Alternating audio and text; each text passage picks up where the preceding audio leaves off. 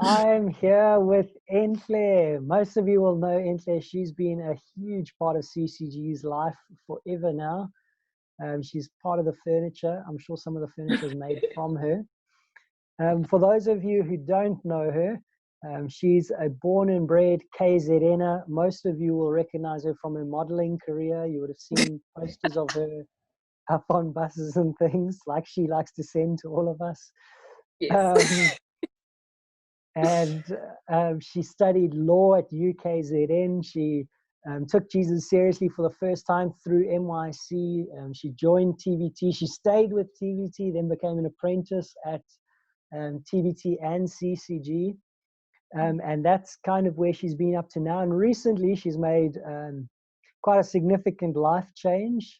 She's resigned to think about where she's heading in life. So today she's just going to tell us a bit about that, and we're going to get a chance to find some closure and saying goodbye to her and knowing what's happening in her life. So firstly, Enhle, why don't you tell us a bit about your journey out of paid full-time ministry into unemployment? What's that been like? Sure, it has been one of the most stressful things I've ever experienced in life. I think ever since university days, I've always had a source of income, whether it was from home or in Enhles, because I used that for varsity to study. And then straight after that, I worked for TVT. So I've never felt unemployed before, or I've never had that experience of not having any form of income. And so not having one has just been stressful. Living off of my savings and seeing them just depleting day by day has been so stressful, because I keep thinking, when am I going to use the last rand, and I'll go hungry and all of that. So it's been really stressful. But in the midst of the stress and all of that, God has been so kind in using people from church, friends, in just, they've been so generous with their resources. I haven't gone hungry. People keep asking how I'm doing, how can they help. And so I think these past 2 months or 3 months, however long it has been, I've seen God being kind and providing through people. So it's still stressful because you don't have a set income that comes every month on a certain day. And you basically just need to rely on God for him to provide. And he has faithfully done that ever since. Always had food, still able to make rent, Dantla and I, and all of that. And really has been the generosity of God's children and the church families. So it's been difficult, but God has been kind, I think is how I usually put it. Yeah, so that's it. No, that's cool. That's great that you've gotten a chance to increase your trust threshold. Yes. And your next steps, what's happening? So beginning end of last year, maybe around September, I started looking into teaching overseas. So I do enjoy teaching, which is the majority of what I did at TVT. And after doing it so many years, I realized that it is something I think I would love to pursue. And I wasn't sure whether I wanted to pursue it, as a Christian worker or outside of Christian work. But I just thought, okay, I've had my experience in this sphere. I would like to try and see if I would enjoy doing it outside of ministry. And then, so after that, I did a lot of research onto how I can be a teacher. And there were a lot of friends of mine who had been talking about it, and I knew people who had also taught in South Korea or in China. So because of that, I started looking into teaching in South Korea. And I was attracted to South Korea, particularly because I found their culture and language very interesting. And so I started doing my research and started my journey then. And so last year started my applications. In December, actually started all my applications. And I only got placing in March. And as soon as I got a job in March, I was meant to start applying for my visa and getting ready to leave. But I couldn't do any of those things because just before I could apply for my visa, lockdown was instituted. And so basically I couldn't move. I couldn't do anything. I couldn't send my visa to the South Korean embassy in Pretoria, and had to wait until they had opened. And which meant I couldn't continue with anything. I also couldn't leave the country because international travel was disallowed. So had stopped. I don't know, one of those.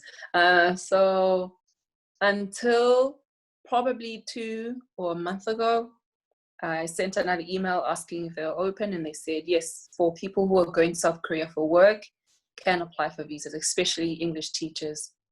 So I started my application again all over, sent all my stuff, and 3 weeks later, I think, I got a response back with my visa that it was approved.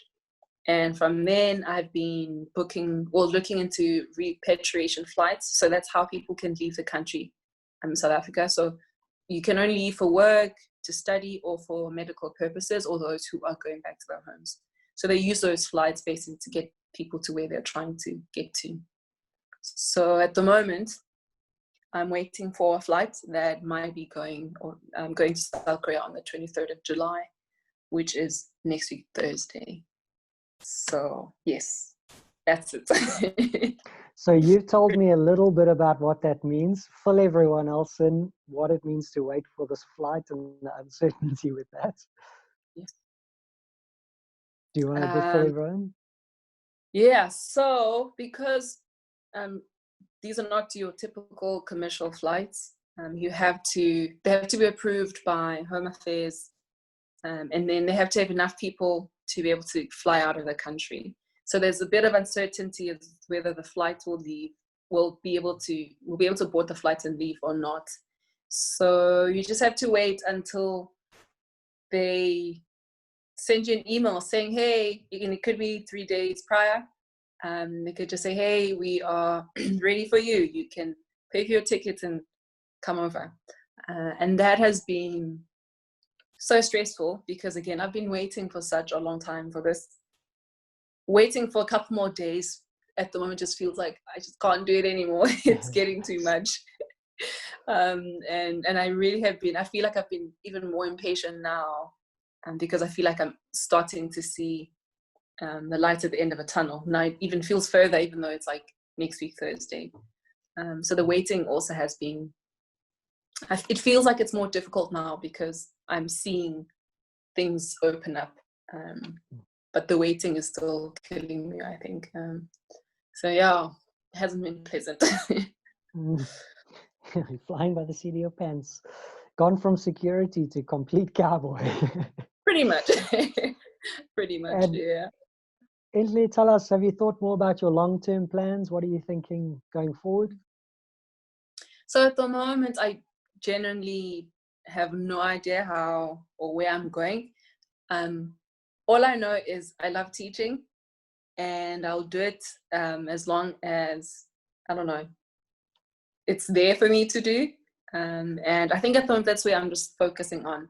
I would love to teach, and I'll focus on that teaching. And I've been looking into actually getting a teaching certificate. And I'm hoping that my experience teaching in South Korea will help clarify if it's something I want to do long-term or not. And if it is something I want to do long-term, I am hoping to then invest in that by getting teaching certificates and all of that. But at the moment, I'm just like, this is something I'm trying out, and I want to see if it works or if it doesn't. And then we'll cross the bridge when we get there. So yeah, I think that's it for now, at least. Okay. So yeah. Cool. And what can we pray for you for? Sure. One of the most important things that I kept telling people last year was, if I leave the country, I'm praying for a good church and good Christian community. And I realize how spoiled I've been all these years, being part of CCG and TVT. I've had good teaching. I've had amazing Christian friends. They are just amazing. I have no words to describe how amazing the Christian community that I'm around has been to my life, and they've raised the bar for me in so many ways. And so last I kept telling people that if I do leave, my prayer above all is that God will provide a good church and a community, and mainly because I want to continue growing in my walk with Jesus, and I want to be in community to do that with others as well, and because I've seen the benefits of being in God's community. So I want to continue growing and loving Jesus with others around me. So and I know the church is very crucial in helping one do that. So I think that's one of the biggest ones. And of course, traveling during this time is pretty scary. And I guess I'm praying that the Lord will protect me all the way to South Korea.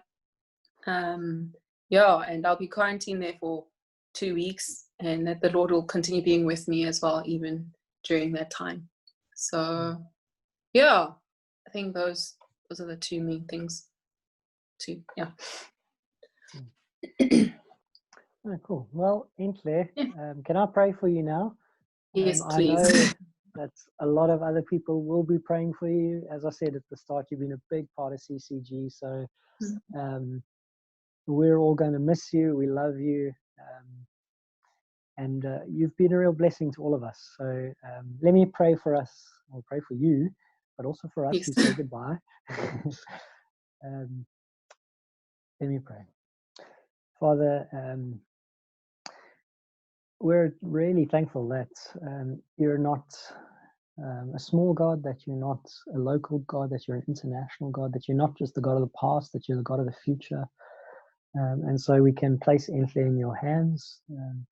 We can entrust her to you going halfway across the world in the midst of a pandemic into an unknown situation with who knows what's happening with your people and the whole place. So we ask you that you would give her a great church, or at least some solid individuals who would be able to come alongside her and be the church, to challenge her, to invest in her, to guide her and grow her and cultivate her and point her to your word, point her to your son. That through her interaction with them, she would come to know you and love you more and pursue your mission more effectively in the time that she has. We ask that you would maintain our relationships with her, but not let her keep looking back to what was here. Let her carry on with her journey that you have in store for her. So give her some good time to mourn the distance that will be there, so that she can invest in the relationships that she starts there for your glory.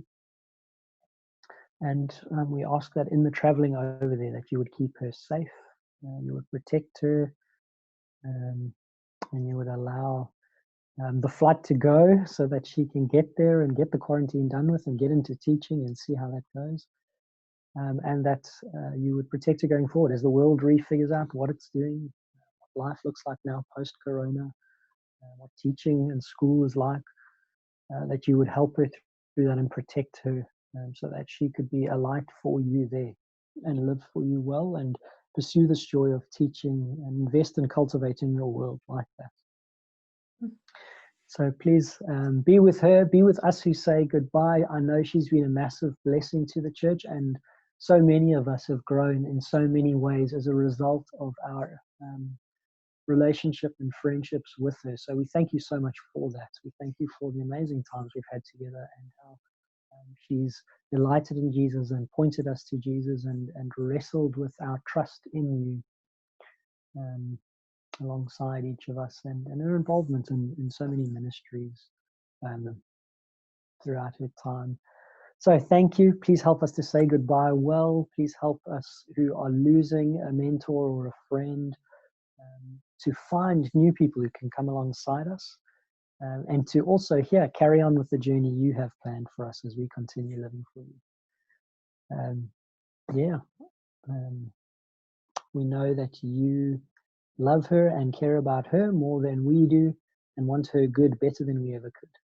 So please would you pursue that. Amen. Amen. Amen. Thank you so much, Enhle, for the chance Thank to you, Kyle. connect and tell us a little bit about what's happening. I'm sure everyone appreciates it and wishes you well as you head off across the world. We're going to miss you and we'll see you soon. Thank you, Kyle. I know you were telling us that you commit to waking up at 3 o'clock, continue joining growth group, and you're very excited to do that. 3 in the morning it's going to be. We'll see. So yeah. One thing I wanted to say was I actually found a church in South Korea through TGC Church Directory called Redeemer International Community Church. It's in a place called Busan, where I'll be placed. So yes, I've seen a couple of their sermons and it looks pretty good from what I've seen so far. So yeah, that's that. That's exciting. Cool. Thanks, Thanks so much for sharing, and we'll see you soon. Thanks.